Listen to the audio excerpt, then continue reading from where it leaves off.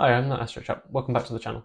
It's been a couple of months since my last video, and it's largely down to the fact that I've taken on two different projects instead of one. So I did do as I said at the end of the last video, and I did go after some nebula targets using the other filters that I haven't used today. So the SHO, sulfur, hydrogen alpha, and oxygen 3. And I wanted to capture two nebula targets with a decent amount of data.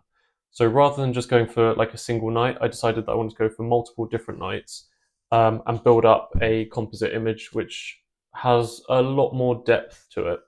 So there were two targets I started going after. So the first one was the Elephant Trunk Nebula, and the other was part of the North American Nebula, which is the Cygnus Wall. So they're both relatively low in the sky at the time of year, this time of year in the UK, and not the best to shoot. I think it's a little bit still early in the season for it, but I decided I was going to have a go at it and gather as much data as I could, pick the nights to be the best possible weather to hopefully produce the best image, and see how we got on. So with that, I did manage to get the telescope out for 3 nights on each of the different targets.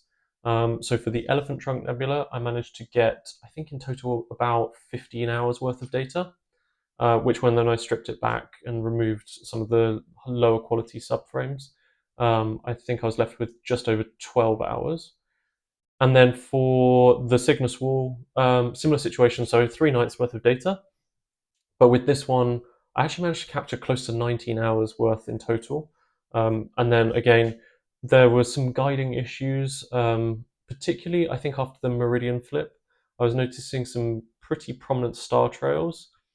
So I actually lost a huge amount of data there, and it pulled it back to about 12 hours as well. So my theory there is there might have been a little bit of like slippage with the filter wheel. It wasn't as tight as it could be, and I think once the meridian flip had happened, it might have just been pulling ever so slightly, or just like kind of knocking itself and knocking the guiding off as a result. That's my theory. I've tightened everything up now, and I'll have to test it again the next time I get the telescope out. But super frustrating to lose that volume of data, especially with the few good clear nights that we've had recently. So if you have other ideas on what it could possibly be, then like please let me know, because it's only happening one half of the night, so I'm convinced it's after the meridian flip, but really not sure. I've tightened all the cables up as well, so as you can see on the telescope behind me, everything there, I've used cable ties on all of them, made everything as like kind of as lean and neat and tidy as possible. So there's not much movement in anything else. So I'm really not sure what's gone on there, but it'll be good to get to the bottom of. Anyway, with that, let's jump onto the computer and I will show you some of the images I've captured and how they actually look when I stack them. And then we can go through the final images for both and see what you think of the results.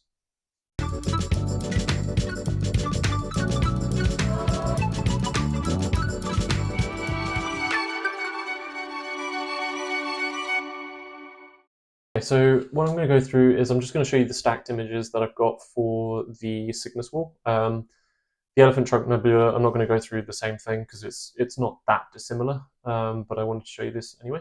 And then we'll go through the final images, or I'll leave you with the final images at the end of the video. So here we've got the three images. We've got sulfur 2, we've got oxygen 3, and we've got hydrogen alpha. So let's have a look at each of these ones in turn. So we'll just do a quick stretch on here. So this is what we've ended up with. So I'll make this a little bit bigger.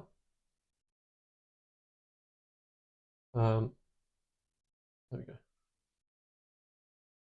So this is sulfur 2, which is pretty nice, I think, overall. So stars are particularly round, which is great. It's picked up a lot of detail. There is a little bit of elongation actually on some of the stars, but on the whole, it's not bad. So I think this is probably an artifact of that meridian flip and like the guiding issue. I tried to drop as many of the subs where there was that elongation as possible, but there's a few that are looking a little bit egg-shaped, but fortunately not too crazy. So I really want to get to the bottom of that. But overall, like in terms of the amount of noise in this image, it looks pretty good. It's not bad in the corners either, which is great to see. And obviously it's picked up all of the nebulosity, which I was hoping to see as well, which is fantastic. So that is sulfur 2. Oxygen 3, we apply a stretch to this. Let's just make this one a bit bigger.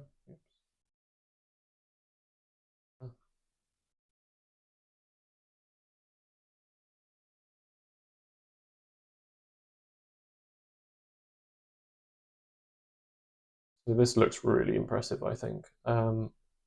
This is literally just come out of the stacking. There's no other processes that I've applied to this. This is just stacked data, obviously using calibration frames as well. So dark frames, flat frames, and dark flats as well.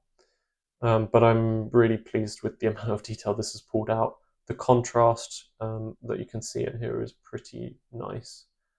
And zooming in, so I did drizzle this as well because I actually had obviously quite a lot of data, and I think that's actually helped and made quite a big difference here too. Again, stars, not too bad, not as perfect as I would like, but all things considered, I think it's okay. In terms of corners, let's have a quick look at a few of them or a couple of them. Similar situation. The stars are actually pretty round in the corners, or no worse than the center of the image. Same here. I love this, by the way. This is really cool. It's like side on it kind of looks like Deadpool's face.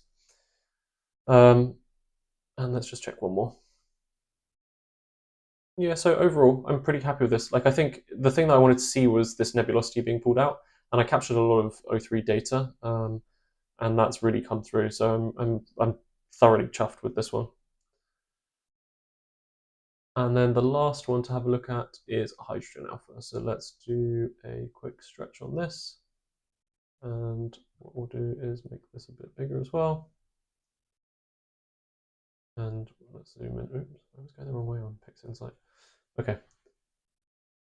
And this looks really nice as well. So it's a very clean image, not particularly noisy. We zoom in further. Again, same kind of thing with the stars, but overall, like the nebulosity that I wanted to pick up is there. It's got a really good amount of detail as you look through the wall itself. And I think this contributed in a significant way to the final image, which I was really happy with. So that is it for these subs. What I'll do is I will show you the setup that I went through on the night, and then at the end of the video, I'm going to leave you with the 2 images. So the first one is the Elephant Trunk Nebula, and then obviously the combined image that I've processed for the Cygnus Wall.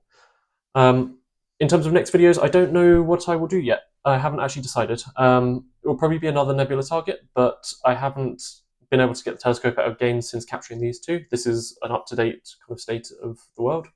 And I've been keeping an eye on the weather, and although we've actually had some decent sunny weather like over the last week or 2, there hasn't been a single night which has been clear and reasonable for astrophotography.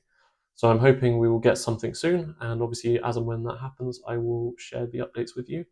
And if you enjoyed this video, don't forget to give it a thumbs up and subscribe to the channel if you're not already. Thank you very much for watching, and I hope you like the final images. If you do, don't forget to drop a comment, and I'll see you next time. Thanks for watching.